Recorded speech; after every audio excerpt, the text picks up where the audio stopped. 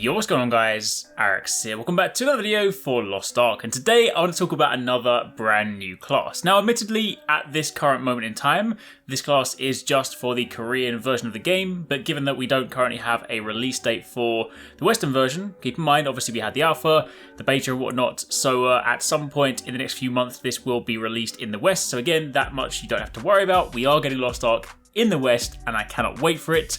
But naturally speaking, because the Korean version is ahead, they do have more classes, they will have more classes, but they have said, of course, on the UK side of things, they want to try and sort of get the classes out at a good cadence, so hopefully it won't be too far away until we get those missing classes. But regardless, I still want to talk about this because recently, during their sort of Season 2 live stream, they showed off the Sorceress, who is, of course, another caster class, much more sort of traditional in the sense of, if you kind of think about what you expect of like a magician class in sort of Western RPGs, that kind of thing, but she does look incredibly awesome, and admittedly right now it's just a quick video, but I want to go over some of the stuff that we've seen in the gameplay and some of the important things to note. So if you guys do enjoy this, a like would be super appreciated, and of course keep it locked for plenty more. But to begin with, the Sorceress, again, is a much more classical magician style class that handles elements, and it's most likely, or at least from what we've seen so far in the gameplay, going to be largely speaking casting and sort of holding skills. Now the trailer of course introduces some of the skill sets and the mana shield, so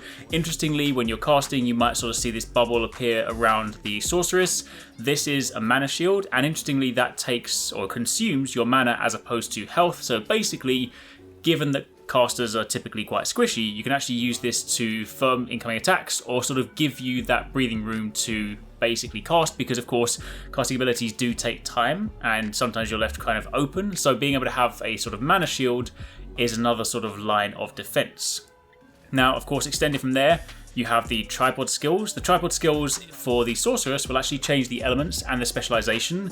So fire is typically used for armor break, ice is used for CC, and lightning will be used predominantly for staggering. So of course you have the option for that to switch around, and then you'll of course that will change the element and the visual animation of your move. Now your identity skill for the Sorceress is Teleportation. This is independent from your regular evade that you have on space, your kind of standard moving skill. So this of course is just the ability to like dash around. Again, going to be quite useful because of course if you are casting, you're left vulnerable and you want to get out, going to be kind of handy. But there is also an attack damage and a speed buff, which of course is quite important because casting again can be quite slow, and the video actually goes to demonstrate this. It actually shows two different casting times, one of course when the identity skill is on and one when it is off, and that is quite a noticeable difference. So again, on the casting front, that is going to be a game changer.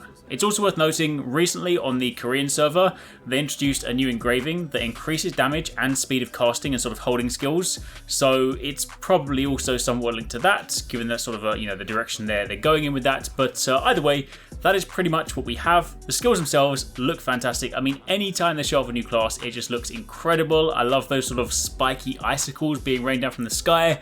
I love even just the animation of just casting them and just sort of screaming out the actual ability moves. It's just so like, it's the kind of thing you would sort of see in like an isekai anime, right? I love it. It is so incredibly awesome. I'm not even the type to typically play casters, but this is, I like this a lot. Now, it's worth noting, Smilegate said that the Sorceress is going to release in August for the Korean version. So again, hopefully within the next few weeks, we'll have some more extended gameplay of that. And again, as mentioned at the beginning, Smilegate himself said the Sorceress will be very similar to orthodox wizards found in Western fantasy stories. So obviously, more recently, they're making those kind of Western comparisons because obviously Lost Ark is coming to the West, so they're trying to sort of, make sure people know where these classes fit in. But either way, that for the time being is pretty much it. That is a quick rundown on the Sorceress, one of the new classes coming to Lost Ark. Do be sure to keep it locked because of course, once the game does come out in the West, we are going to be doing a ton of videos for this. I cannot wait for this game.